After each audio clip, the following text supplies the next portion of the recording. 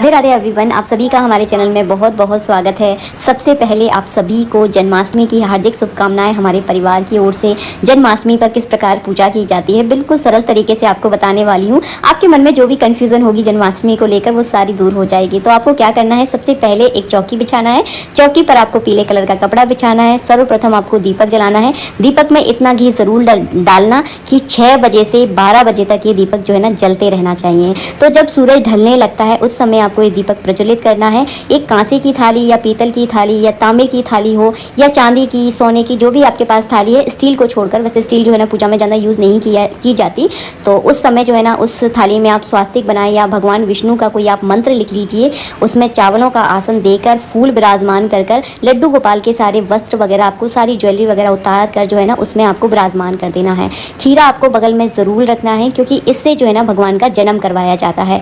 तो फल और फूलों के बीच जो है ना भगवान को इस तरह से पूरा आप ढक दीजिए 7 बजे के समय, जब थोड़ा सा अंधेरा हो जाता है। तो ये क्रिया करना बहुत ज़रूरी होता है जन्माष्टमी पर। तो इस तरह से फूलों से पूरी तरह से ढक दें। ढकते समय इस प्रकार का ध्यान आपको ज़रूर रखना है कि भगवान को किसी प्रकार की कोई दिक्कत नहीं होनी चाहिए। अब हम मिलेंगे आपको सीधे 12 बजे के बाद।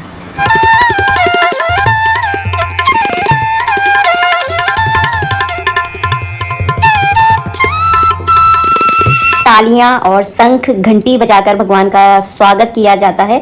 तो आपके घर में जो भी है, घंटी है, शंख है और कुछ नहीं है तो ताली बजाकर जो है ना भगवान का आपको वेलकम करना है, स्वागत करना है। इसके बाद जो है ना जितने भी फल वगैरह हैं सब आप प्रसाद के रूप में बाद में पूजा के बाद बांट सकते हैं। पहले आप सारे फल वगैरह हटा देना, फूल वगैरह आपको सारे हटा देने हैं। उसके बाद किया जाता है नाल छेदन। तो ये बहुत ज़रूरी होता है। खीरे से भी करते हैं काफ़ी सारे लोग कद्दू से भगवान का जन्म करवाते हैं। तो ये सारी अपने अपने घर की परंपराएं हैं। खीरे से जन्म करवाना बहुत अच्छा माना जाता है। और इस तरह से 1 रुपए का मैंने कलदार लिया है। जिस तरह से घड़ी घूमती है उसी दिशा में आपको कलदार घुमाकर जो है ना इसके ऊपर वाला जो हिस्सा होता है जहां खीरे की डंडी लगी होती है उस हिस्से को आपको काट कर जो है ना तुलसी के वृक्ष के नीचे जो है ना इसको गाड़ दिया जाता है। बहुत शुभ माना जाता है। कहा जाता है कि तुलसी के मिट्टी के नीचे अगर आप भगवान की नाल को अगर गाड़ते हैं तो कहते हैं उस घर में कभी लक्ष्मी की कोई कमी नहीं होती। तो आप गाड़ सकते हैं। हमने भी कई बार गाड़ा है। ये एक गुप्त चीज जो है ना आपको इस वीडियो में मैंने शेयर की है। इसके बाद जो है ना भगवान को स्नान करवाया जाता है। जब किसी बच्चे का जन्म होता है तो उसकी शुद्धि के लिए उसको स्नान करवाया जाता है।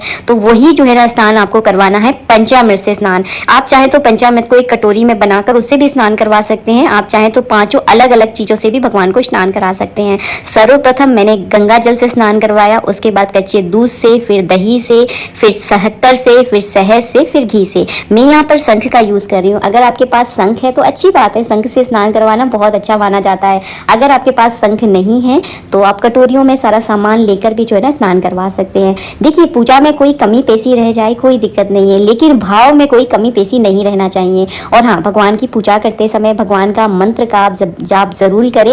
हो सकेगा तो नीचे डिस्क्रिप्शन में भगवान का मंत्र जो है ना मैं श्री हरि का मंत्र नीचे लिख दूंगी, तो आपको जो है ना आसानी होगी। मंत्र जापते हुए सारी मोह माया को छोड़कर जो है ना केवल भगवान के भजन में आपको अपना मन लगाना है। रात के 12 बजे भगवान का जन्म करवाकर उनकी पूजा की जाती है। काफ़ी सारे लोग आज के दिन व्रत भी रखते हैं जन्माष्टमी का, और काफ़ी सारे लोग नहीं रखते। कहते हैं जितना फल आपको हजारों एकादशी का व्रत करने से मिलता है वो केवल एक जन्माष्टमी का व्रत करने से आपको फल मिल जाता है। तो आपके शरीर में अगर इतना सामर्थ्य है तो आप इस व्रत को जरूर करें। इस व्रत में अन्न तो देखिए नहीं खाया जाता। आप कोई फलाहार वगैरह खा सकते हैं, और जैसे देखिए आपके घर की परंपरा रही हो, क्योंकि हर जिले की, हर राज्य की एक अलग जो है ना परंपरा होती है। तो इसके बाद जो है ना मैंने स्नान कराने के बाद अंग पोषण कर दिया। उसके बाद हम सुगंधित इत्र लगाएंगे, और सुगंधित इत्र लगाकर जो पूजा का माहौल होता है ना वो कुछ अलग ही होता है। जिनका पूजा में ध्यान नहीं भी लग रहा होगा उनका जो है ना पूजा में ध्यान लगने लगता है सुगंधित इत्र लगाने के बाद। इसके बाद जो भी आप लड्डू गोपाल के लिए वस्त्र लेकर आए हैं, जो भी उनकी के लिए जो भी आप सामग्री लेकर आए हैं, ये कभी मत सोचना अरे हम तो ये ला ही नहीं पाए, हमारी तो ऐसी स्थिति नहीं है। तो जो भी आप भाव से भगवान को अर्पित करोगे, भगवान उसे जो है ना खुशी खुशी जो है ना स्वीकार करते हैं, और उसी में जो है ना हमारे भगवान जो है ना जम उठते हैं। तो जमने का मतलब है बहुत सुंदर लगने लगते हैं। हमारी भाषा में उसको जमना बोला जाता है। तो बहुत सुंदर जो है ना लगने लगते हैं। तो भाव से आप भगवान को स्नान कराएं, उनको तैयार करें। और ऐसा जरूरी नहीं है कि भगवान महंगी पोशाकों में ही सुंदर लगते हैं। अगर आप 10 रुपए की पोशाक भी भगवान को प्रेम से पहनाएंगे ना तो उसमें भी आपके भगवान बहुत खूबसूरत लगेंगे। इसके बाद लगाना है आपको भोग। तो भोग की सारी सामग्री आप देख ही रहे हो। यहाँ पर मैंने धनिया की पंजीरी बनाई है, फल रखे हैं, और यहाँ पर मिश्री है, माखन है और पंचामृत मैंने बनाया है और गुड़ का पाक बनाया है। तो यही सारा भोग जो है ना भगवान को जन्माष्टमी पर लगाया जाता है। काफ़ी सारे लोगों को भोग के बारे में जानकारी नहीं होती है, इसलिए मैं सारी चीज़ें आपको स्पष्ट रूप से बता दी है। भगवान के भोग में तुलसी का दल डालना बिल्कुल मत भूलना। अगर आप तुलसी दल नहीं डालेंगे तो भगवान बिल्कुल इसका भोग नहीं लगाएंगे। रात को 12 बजे काफ़ी जगह परंपरा है, हमारे यहाँ पर भी ये चीज़ें मानी जाती हैं कि रात को 12 बजे अन्न जो है ना नहीं खाया जाता, इसीलिए ऐसा भोग हमें लगाना चाहिए भगवान को जो कि फलाहारी हो। इसीलिए जो है ना जन्माष्टमी पर ये परंपरा चली आई है कि फलाहार से बनी हुई चीज़ें जो है ना जन्माष्टमी पर भोग लगाया जाता है। और फिर देखिए सब जगह की अपनी अपनी परंपराएं होती हैं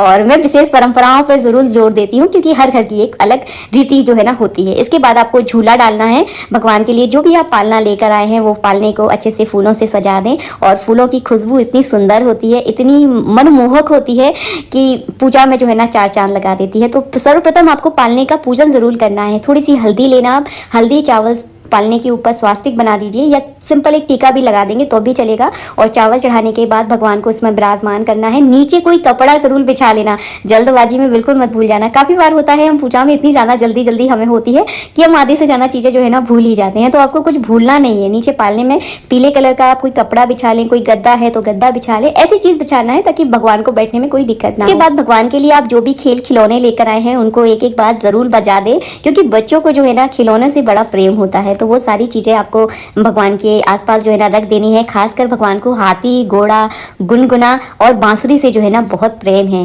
तो ये सारी चीज़ें जो है ना उनके लिए आप ज़रूर लेकर आएँ। और बाद में इन पूजा में इनको रखने के बाद में सुबह आप किसी भी आपके घर में कोई बच्चा है या बाहर आपके आसपास कोई बच्चा है तो उनको ये सारी चीज़ें आप दे सकते हैं। अगर कुछ भी ना मिले तो बांसुरी आप ज़रूर लेकर आना। आज के दिन घर में बांसुरी अगर बजती है बहुत शुभ मानी जाती है। आपके जीवन में उन्नति और प्रगति के लिए ये बहुत ज़्यादा शुभ संकेत जो है ना माना गया है।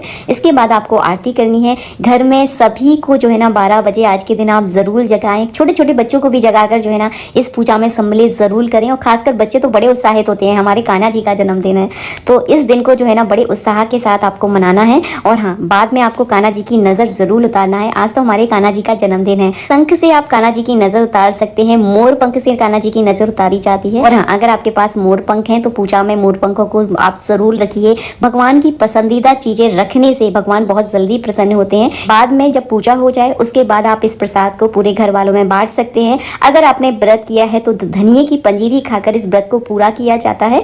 तो इस कार्य को आपको जरूर करना है और रात में ही सबको प्रसाद बांटा जाता है। अगर बाकी घर के सदस्य अगर सो गए हैं तो सुबह भी आप इस प्रसाद को बांट सकते हैं। ऐसा नहीं है कि सुबह नहीं खाया जाता, बाद में आप सुबह भी इस प्रसाद को खा सकते हैं। और हाँ, तुलसी डालना बिल्कुल ना भूलना। और कोई चीज़ अगर आपको समझ में नहीं आई है तो नीचे मुझे कमेंट बॉक्स में कमेंट कर देना, मैं वहाँ पर आपको रिप्लाई ज़रूर दूंगी।